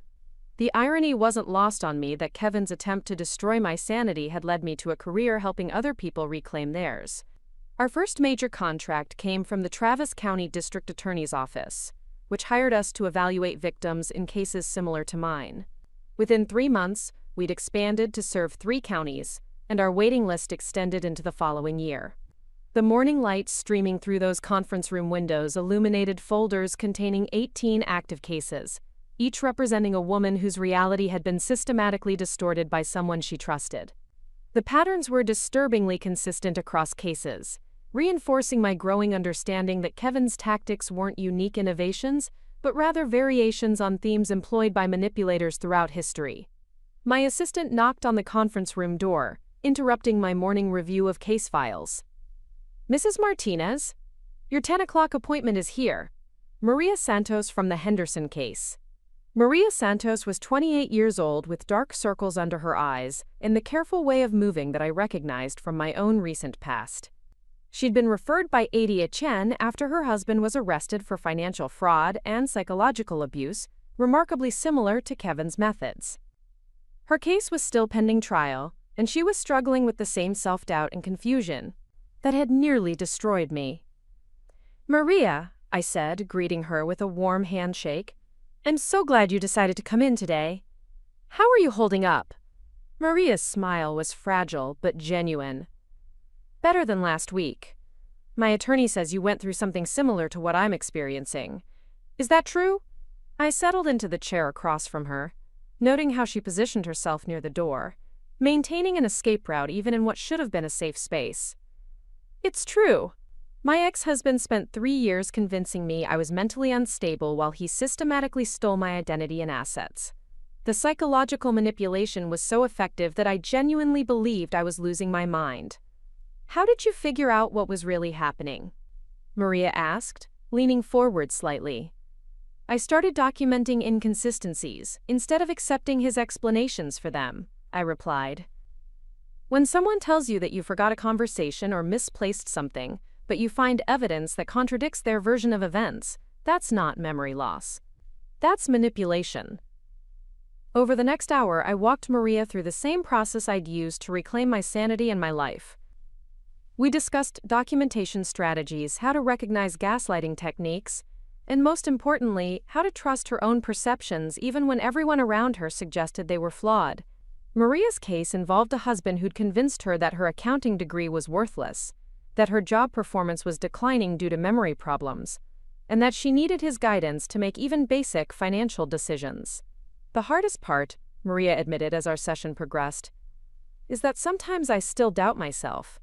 Even knowing what he did, part of me wonders if I really am as confused and unreliable as he claimed." "That's normal," I assured her. "Psychological abuse creates neural pathways that don't disappear overnight. But every time you choose to trust your own observations over someone else's manipulation, you strengthen your ability to distinguish between reality and distortion. It takes practice, but it gets easier." Maria pulled out a notebook filled with her own documentation efforts. "I've been keeping track like you suggested. Yesterday he claimed I forgot to pay the electric bill, but I found the confirmation email from 2 weeks ago. He also said I never told him about my sister's birthday party, but I have text messages proving I mentioned it 3 times. "Excellent work," I said, examining her notes. "What you're documenting isn't evidence of memory problems. It's evidence of systematic deception designed to make you question your own competence." After Maria left, I spent an hour updating her case file and coordinating with her legal team. Her husband had used many of the same tactics Kevin employed, but Maria's case was moving more quickly through the system because prosecutors now had a template for recognizing and proving psychological abuse. Kevin's conviction had established legal precedents that were helping other victims find justice. The patterns I was seeing across cases suggested something more disturbing than individual abusers developing similar tactics independently. The techniques were too specific, too sophisticated, and too consistently applied to be coincidental. 3 different women had reported husbands who used almost identical language to describe their supposed memory problems. 2 others had been convinced they were developing early-onset dementia using remarkably similar psychological pressure campaigns. Dr. Foster arrived for our weekly business meeting carrying her own stack of case files and wearing the focused expression that indicated she'd made important connections. "Lisa," she said, settling into the chair across from my desk, I've been analyzing the psychological profiles from our current cases, and I'm seeing patterns that suggest these men didn't develop their tactics in isolation. What kind of patterns? The progression of manipulation follows almost identical timelines across multiple cases. First, they establish credibility by being helpful and protective. Then they begin undermining their wives' confidence in small ways that seem caring rather than controlling. Finally, they escalate to medical concerns that justify taking control of finances and decision-making. Dr. Foster spread several case summaries across my desk, pointing to similarities that were indeed striking. More concerning, 3 of our clients report their husbands attending the same men's group at a community center in North Austin. The group was supposedly for professional development, but the timing coincides with the beginning of psychological manipulation in each case. This information aligned with suspicions I'd been developing based on my own investigation into Kevin's activities. During our marriage, he'd attended regular evening meetings that he claimed were real estate investor gatherings. I'd never questioned these meetings, accepting his explanation that networking was essential for his business success. Now I wondered if those meetings had served a different purpose entirely. "Do we have enough information to contact law enforcement?" I asked. "I think so. Ada Chen has been asking about potential connections between cases, and this gives us something concrete to investigate." Our conversation was interrupted by my assistant announcing an unscheduled visitor. Detective Sarah Kim from the Dallas Police Department was waiting in our lobby, requesting an urgent meeting about developments in the Rebecca Chen case I'd been consulting on. Detective Kim entered my office with the focused energy of someone who'd uncovered information that changed everything about an investigation. "Mrs. Martinez, we've made some discoveries about your ex-husband's activities that you need to know about immediately." She opened a briefcase containing photographs, documents, and what appeared to be computer printouts. "We've been investigating Rebecca Chen's husband, and we found evidence of communication between him and your ex-husband dating back 4 years. They weren't just using similar tactics, they were sharing information and coordinating their activities." The photograph showed printouts of email exchanges between Kevin and at least 6 other men, discussing what they termed wife management strategies and, quote, asset protection through competency planning. The language was clinical and detached, treating wives as problems to be solved, rather than people to be respected. "Mrs. Martinez," Detective Kim continued, "we believe your ex-husband was part of an organized network that developed and shared psychological manipulation techniques specifically designed to facilitate financial fraud through false incompetency claims." The scope of Kevin's deception was even broader than I'd imagined. Not only had he systematically abused me for his own financial gain, but he'd been part of a criminal enterprise that was victimizing women across multiple states. The techniques that had nearly destroyed my sanity were being refined and distributed to other predators looking for sophisticated methods to control their wives. "How many victims are we talking about?" I asked. "At least 12 confirmed cases across 5 states, possibly more. The network appears to have been operating for at least 7 years, with your ex-husband as one of the primary coordinators." Detective Kim explained that federal investigators were now involved, treating this as a racketeering case that crossed state lines and involved multiple conspirators. Kevin's sentence would likely be extended significantly as additional charges were filed, and several other men were facing arrest warrants based on evidence uncovered through their communications. "Mrs. Martinez, your documentation and testimony were crucial in establishing the patterns that led us to this broader investigation. Without your case, we might never have recognized this as organized criminal activity, rather than isolated domestic abuse." After Detective Kim left, I sat alone in my office processing the implications of what I'd learned. Kevin hadn't just stolen from me. He'd been operating a criminal enterprise that treated wives as assets, to be manipulated and plundered. The 3 years of confusion and self-doubt I'd experienced were the result of techniques that had been tested, refined, and shared among men who viewed psychological abuse as a business strategy. But rather than feeling overwhelmed by this revelation, I felt energized. Every case our company handled was potentially connected to this broader network, which meant our work was helping to expose and prosecute a criminal conspiracy that might otherwise have continued victimizing women indefinitely. My lunch appointment was with Sophie, who had adapted to our new life with the resilience that seemed to define her generation. At 13, she was thriving in a way that would have been impossible while living under Kevin's manipulation. Her grades had improved dramatically once she no longer had to navigate the confusion of supporting her father's lies while protecting her mother's sanity. We met at a cafe near her school, where Sophie ordered a sandwich and immediately launched into a detailed account of her science project on cognitive psychology. "Mom, did you know that gaslighting actually changes brain chemistry? The stress hormones from constantly questioning your own perceptions can cause measurable changes in memory and decision-making centers." I smiled at her enthusiasm for a subject that had once been a source of family trauma. "That's fascinating, sweetheart. What made you choose that topic?" Sophie's expression became more serious. "I wanted to understand what Dad did to you, and I wanted to prove scientifically that you were never crazy, even when I was too scared to say so." Her research had led her to discover academic studies on psychological abuse that validated everything we'd experienced. She'd learned about the neurological impact of chronic stress, the way manipulative relationships rewire neural pathways, and the biological mechanisms that make gaslighting so effective.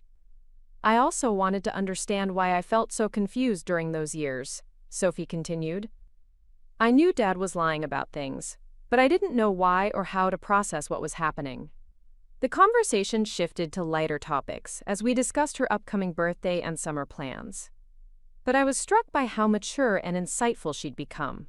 Living through Kevin's manipulation had forced her to develop sophisticated analytical skills at a young age, and she was channeling those abilities into academic pursuits that genuinely excited her. "Mom," Sophie said as we prepared to leave, "I'm proud of what you've built with Dr. Foster. You're helping people the way you used to help patients in the hospital, just in a different way." Her words stayed with me as I returned to the office for an afternoon meeting with potential investors interested in expanding our services statewide.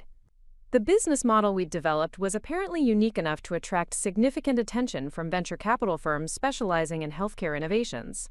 The lead investor, Patricia Wellington, was a woman in her 60s who'd built her reputation by identifying companies that addressed underserved market needs. She arrived with 2 associates and a briefcase full of documents that suggested they'd conducted extensive research into our company and the broader market for psychological abuse support services. "Mrs. Martinez," Patricia said as we reviewed our financial projections, "what you and Dr. Foster have created fills a gap that most people didn't even realize existed.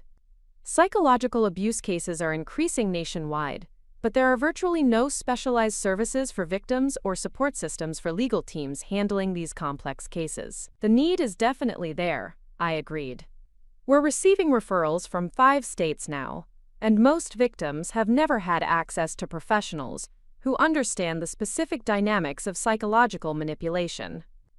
Patricia's associates asked detailed questions about our methodology, success rates, and plans for scaling our services.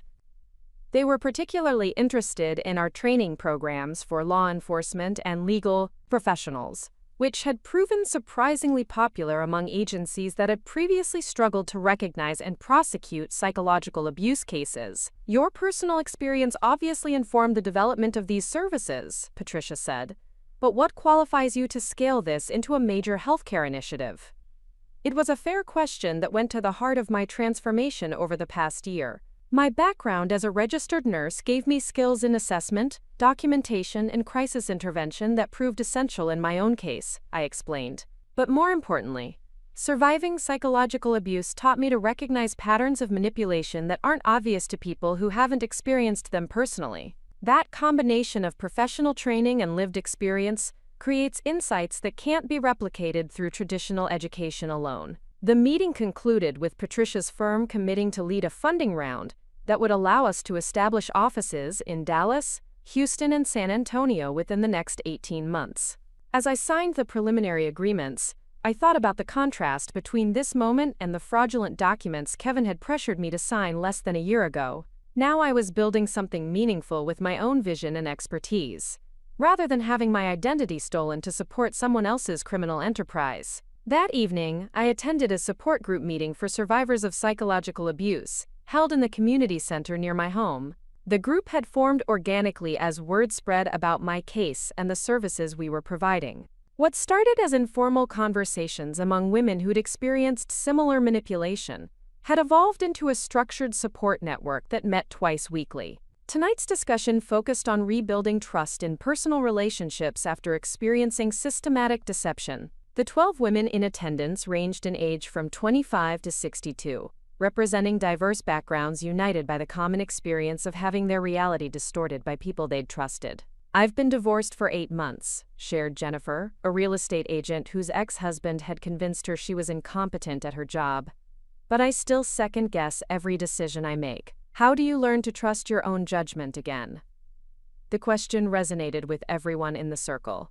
I thought about my own journey from confusion to clarity, remembering the small steps that had gradually rebuilt my confidence. "For me," I said, "it started with documenting small things and then verifying my perceptions independently. When I noticed that Kevin was lying about routine events, I began taking photos and keeping records. Seeing objective evidence that my memories were accurate helped me trust my other observations." "But what about bigger decisions?" asked Carol, whose husband had controlled their finances while convincing her she was too emotional to handle money responsibly. "I'm terrified of making mistakes that will prove he was right about my incompetence." "The difference," I replied, "is that you're asking that question from a place of wanting to make good decisions, not from a place of believing you're inherently incapable." Someone who was truly incompetent wouldn't be concerned about their decision-making abilities. A newer member of the group, Sandra, had been attending for only 3 weeks after discovering that her husband had been drugging her coffee with mild sedatives, while telling everyone she was becoming increasingly confused and forgetful. "I keep wondering if I'll ever feel normal again," she said quietly. "Some days I feel strong and clear, but other days I still doubt everything." "Recovery isn't linear," I assured her. "There will be setbacks and moments of doubt. But each time you choose to trust your own perceptions over someone else's manipulation, you strengthen those neural pathways. The brain is remarkably adaptable, and you can literally rewire the damage that psychological abuse created." The group discussion continued for another hour, with each woman sharing strategies that had helped her reclaim confidence and autonomy. What struck me most was how similar their experiences were to mine, despite the different specific tactics their abusers had employed. The patterns of manipulation were remarkably consistent across cases, which reinforced my conviction that our business model could help victims nationwide. After the meeting, several women stayed to help clean up and continue conversations that had started during the formal session. These informal moments often produced the most valuable insights, as women felt more comfortable sharing details they weren't ready to discuss in the larger group. "Lisa," said Margaret, whose husband had convinced her she was developing dementia at age 55. "I wanted to thank you for sharing Detective Kim's information about the network. My attorney thinks my ex-husband might have been connected to the same group." This wasn't the first time I'd heard this possibility raised. As more details emerged about Kevin's criminal network, several women in our support group had recognized similarities to their own experiences that suggested broader connections. "Have you seen any evidence of communication between your ex-husband and other men about manipulation tactics?" I asked. "Actually, yes. He used to attend monthly meetings that he claimed were for business networking, but now I'm wondering if they served a different purpose. The timing coincides with when he started undermining my confidence about my job performance." Margaret's revelation aligned with patterns we were seeing across multiple cases. The more I learned about this network, the more sophisticated and widespread it appeared to be. These men hadn't stumbled onto effective manipulation techniques independently. They'd been sharing information and refining their methods through organized collaboration. As I drove home from the support group meeting, I reflected on how dramatically my life had changed. The house that had once felt like an elegant prison now truly belonged to me, both legally and emotionally. I'd redecorated extensively, removing the formal perfection Kevin had preferred and replacing it with comfort and functionality that reflected my actual preferences, rather than his image management.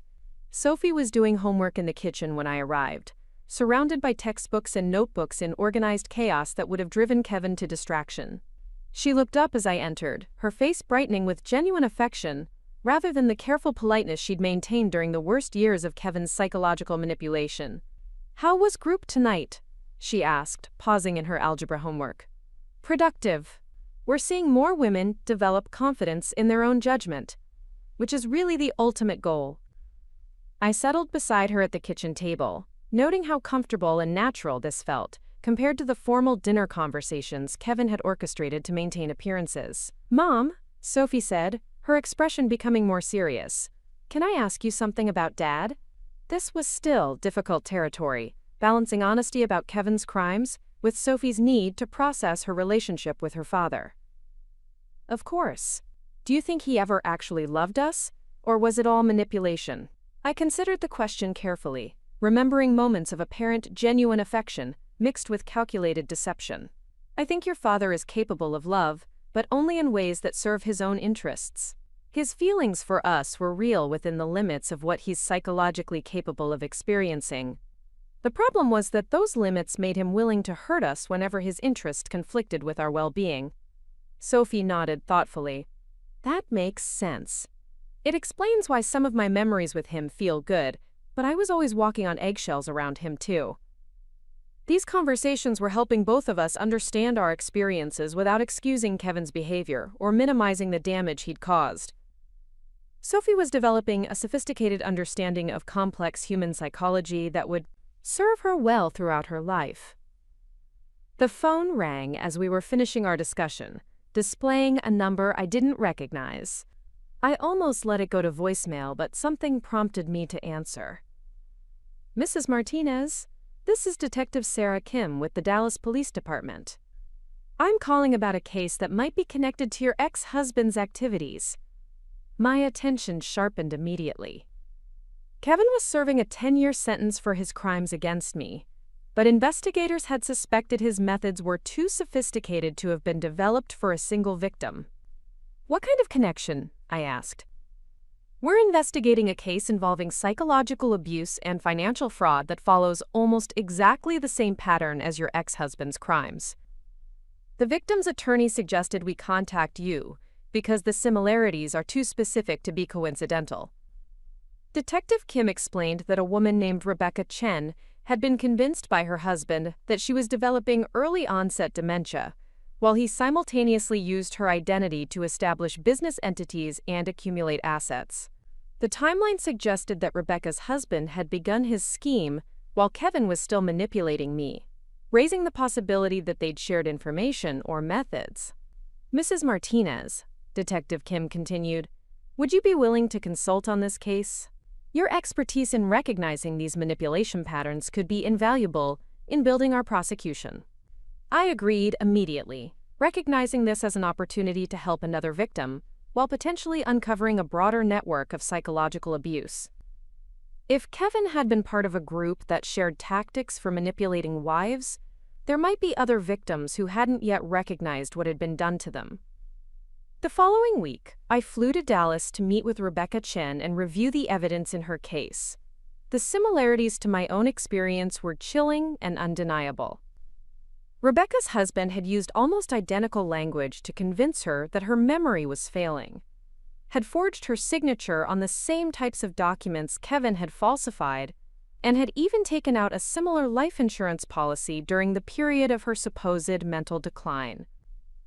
"Mrs. Martinez," Rebecca said during our first meeting, "I can't tell you what it means to meet someone who understands exactly what I've been through. Everyone keeps asking how I didn't realize what was happening, but you know how convincing they can be."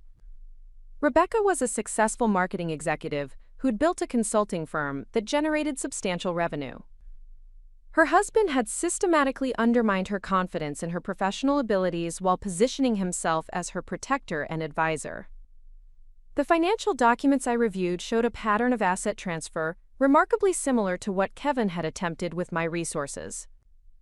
Working with Rebecca's case reminded me of my own journey from confusion to clarity, but also highlighted how much I'd grown in confidence and analytical ability. I could now recognize manipulation tactics that would have fooled me a year ago, and I had the professional framework to help other victims develop the same skills.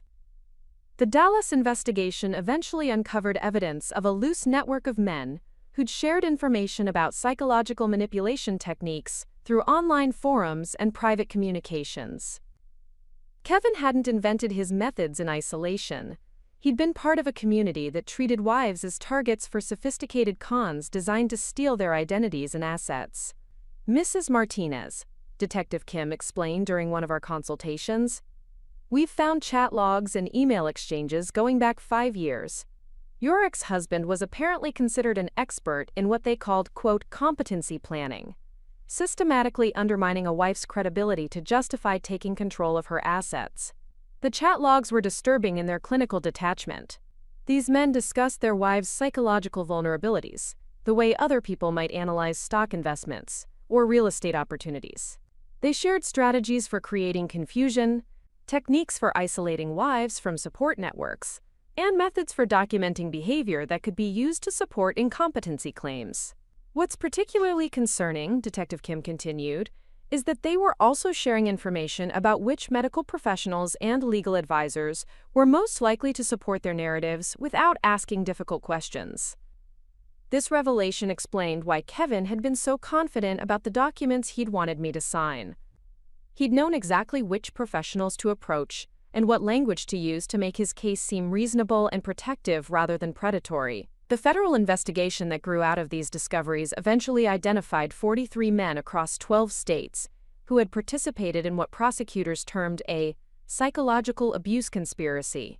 The scope was staggering, representing hundreds of victims who had been systematically manipulated using refined techniques that had been tested and shared across the network. 6 months later, I received a letter that brought my transformation full circle. It was from Kevin, written from the federal prison where he was serving his sentence. The envelope had been forwarded through multiple attorneys, as his contact with me was still restricted by court order. I debated whether to read it, ultimately deciding that curiosity outweighed any potential emotional damage.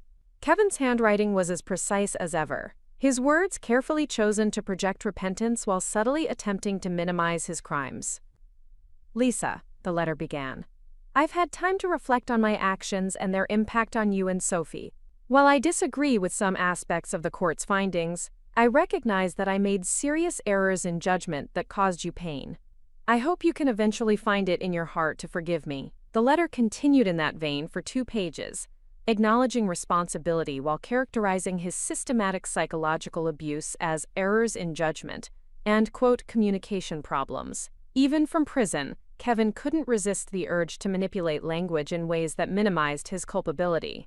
More troubling was a section where Kevin claimed that his participation in online forums was merely seeking advice for dealing with what he genuinely believed were my mental health issues. He portrayed himself as a confused husband looking for guidance, rather than a criminal collaborating with other predators to refine manipulation techniques. But what struck me most about the letter wasn't Kevin's continued manipulation. That was entirely predictable. What struck me was my complete lack of emotional response to his words. Reading his attempts at manipulation felt like watching someone try to perform magic tricks after you'd learned how they worked. The techniques that had once controlled my reality now seemed transparent and ineffective. I showed the letter to Dr. Foster during our weekly business meeting, curious about her professional assessment of Kevin's psychological state. "This is actually quite typical," she explained after reading it carefully. "Abusers often interpret their conviction and imprisonment as evidence that they're the real victims. Kevin probably genuinely believes he's being unfairly punished for what he considers minor relationship issues." "Should I respond?" I asked. "Only if you want to, and only if doing so serves your interests rather than his," Dr. Foster replied. "But Lisa, the fact that you're asking that question analytically rather than emotionally tells me how far you've come. A year ago, you would have agonized over whether refusing to respond made you a bad person." She was right. The woman who'd been manipulated into signing away her autonomy would have felt guilty about not forgiving Kevin immediately. The woman I'd become could evaluate his letter objectively and make decisions based on my own needs rather than his emotional manipulation. I chose not to respond to Kevin's letter, filing it away as a reminder of how far I'd traveled from the confused, self-doubting person he'd tried to create. Instead, I focused my energy on the work that had given my life new meaning and purpose. Our company had grown to employ 28 people across 6 offices, providing services that hadn't existed when I needed them most. We'd helped prosecute 67 cases of psychological abuse, secured favorable legal outcomes for dozens of victims, and developed training programs that were being implemented by law enforcement agencies nationwide. The training programs had become a significant revenue source and were creating systemic change in how psychological abuse was recognized and prosecuted. Police departments that completed our training reported a threefold increase in successful prosecution of psychological manipulation cases, largely because officers learned to recognize patterns of behavior that had previously been dismissed as relationship conflicts. But perhaps most importantly, we'd created a community of survivors who understood that healing from psychological abuse required more than just escaping the immediate situation. It required rebuilding fundamental trust in one's own perceptions, developing new frameworks for evaluating relationships, and learning to recognize manipulation tactics that might be employed by future predators. On the first anniversary of Kevin's conviction, I organized a celebration dinner for the support group that had formed around my case. 37 women attended, representing various stages of recovery from psychological abuse. Some were recently divorced and still struggling with self-doubt. Others had rebuilt their lives completely and were helping newer members navigate their own healing processes. A year ago, I said as we raised our glasses in a toast, most of us believed we were mentally unstable, incompetent, or fundamentally flawed.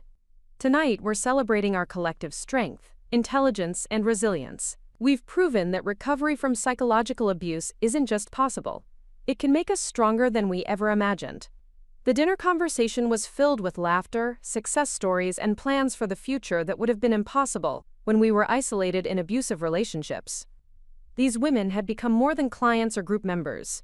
They were friends, colleagues, and collaborators in a movement that was changing how society understood and responded to psychological manipulation. Several women had started their own businesses or returned to careers they'd abandoned during their abusive relationships. Others had become advocates, speaking at conferences and training sessions to help professionals recognize the signs of psychological abuse. The ripple effects of our collective healing were creating positive change far beyond our immediate community.